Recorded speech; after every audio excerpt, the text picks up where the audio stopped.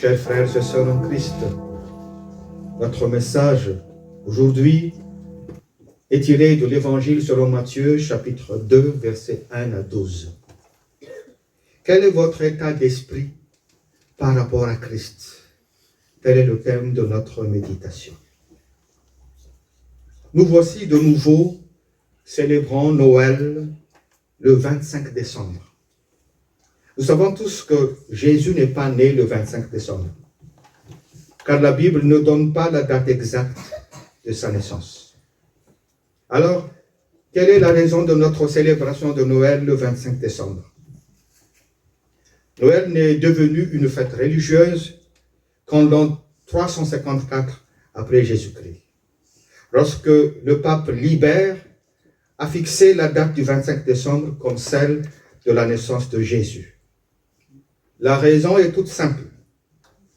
Profiter de la date de célébration d'une fête païenne déjà populaire à l'époque pour mieux diffuser l'Évangile. Il s'agit d'une fête romaine du dieu Soleil invaincu. Une fête qui célèbre le solstice d'hiver, c'est-à-dire le moment de l'année où les journées commencent à rallonger. On a allumé effectivement de grands feux durant cette grande fête. Justement, pour contrer cette idolâtrie populaire, l'Église a décidé de célébrer aussi Noël à cette date pour affirmer que Jésus est le seul soleil levant, l'astre qui illumine la nuit, la lumière du monde.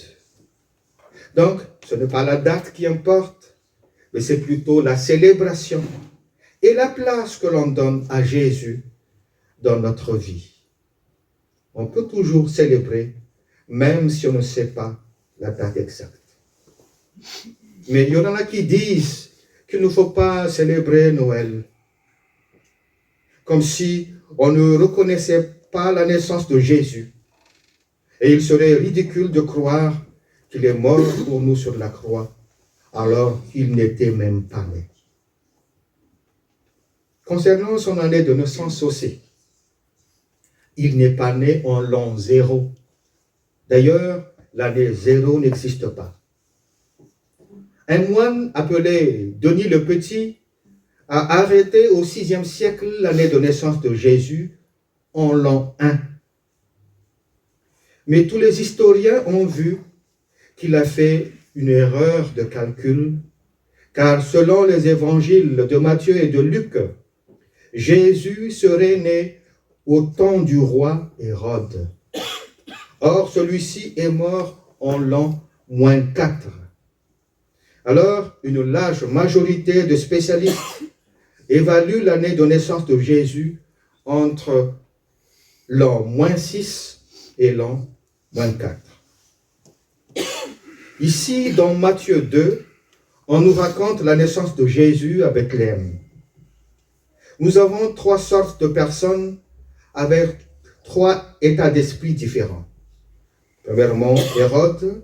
Deuxièmement, les principaux sacrificateurs et les scribes. Et enfin, les mages. Voyons d'abord l'état d'esprit d'Hérode. Hérode était le roi à Jérusalem. Au verset 3, on a dit qu'il est troublé lorsque les mages lui ont annoncé la naissance du roi des Juifs. Il a pensé que ce roi le déstabiliserait. Et cette inquiétude a poussé Hérode à faire une enquête auprès des grands prêtres. Mais la réponse ne fait que confirmer la venue du Messie. Alors, la jalousie et l'envie de persécuter l'ont très vite saisi.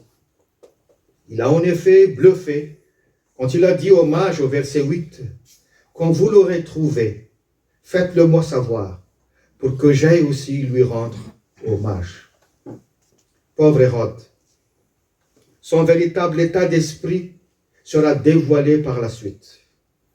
Et il a en effet ordonné que tous les enfants de moins de 2 ans de Bethléem et de tout son territoire soient mis à mort, au verset 16. Quelle horreur! Hérode aurait bien pu s'approcher du roi Jésus et l'adorer comme les mages. Mais il a préféré honorer son pouvoir à celui de Dieu. Chers frères et sœurs en Christ, il se peut que vous soyez troublés aussi lorsque vous entendez la parole de Dieu. Méfiez-vous de l'hypocrisie. Méfiez-vous car il n'y a qu'un seul moyen pour avoir le salut de Dieu, celui de venir à Christ. Ne vous contentez pas de vous sentir juste un peu troublé. Ne vous contentez pas seulement aux bonnes intentions. Ce n'est qu'en venant à Jésus que vous aurez le salut de votre âme. Alors, n'hésitez plus car il a dit, « Je ne mettrai point dehors celui qui vient à moi. » Voyons ensuite l'état d'esprit des grands prêtres et des scribes. Ceux-là ont manifesté aucun trouble, ni aucune attention. Ils sont calmes, mais indifférents. Ils se soucient plus d'Hérode que de Jésus. Ils ont une connaissance remarquable des Écritures, mais ils sont orgueilleux. Ils ont bien entendu le témoignage des mages, selon lequel le Dieu des cieux et de la terre avait commandé à une toile de se détourner de sa course habituelle pour guider vers Jésus. Pourtant, ils sont restés froids et indifférents. Leur connaissance purement littérale de l'Écriture les a seulement enflés d'orgueil. Dans leur folie, ils se croient sages.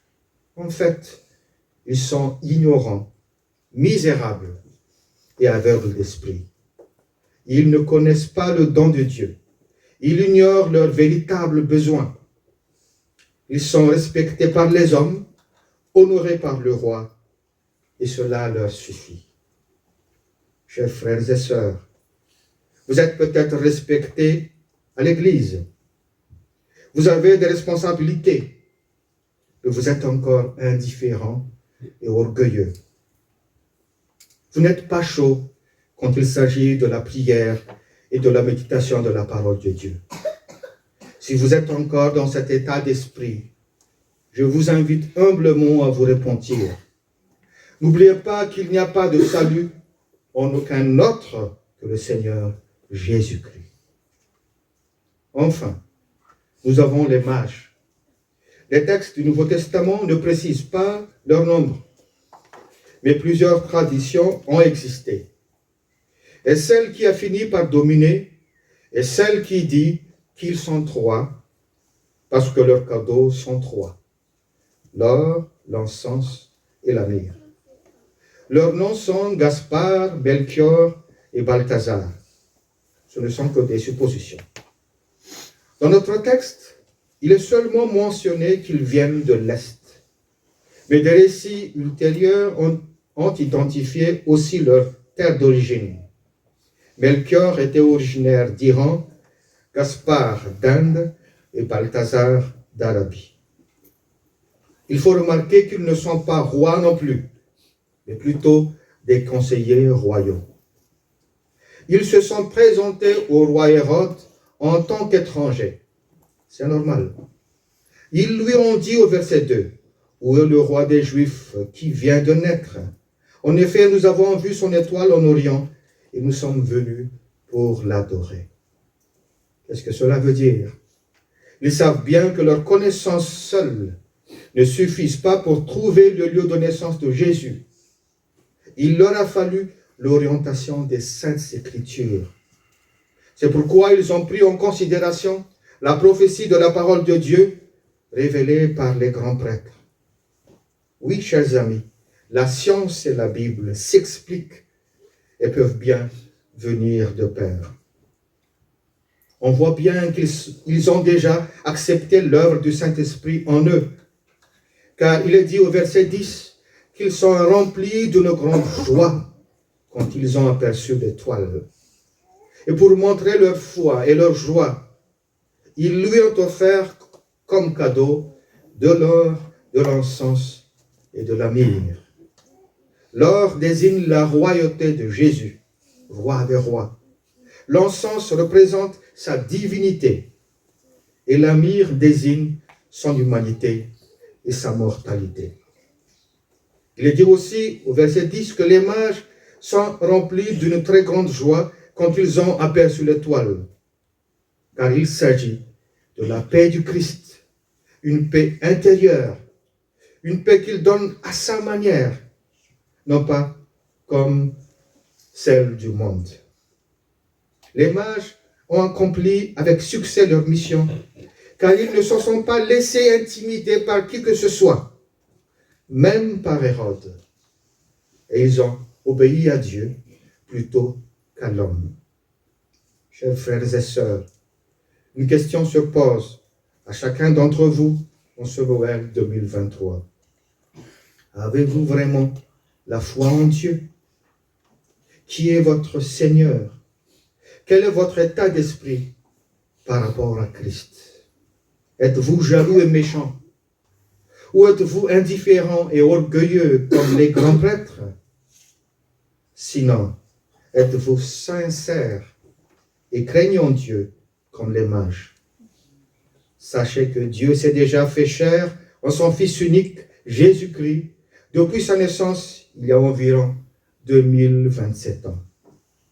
Celui qui croit en lui n'est pas jugé, mais celui qui ne croit pas est déjà condamné. C'est une matière à réflexion. Que Dieu vous bénisse. Amen.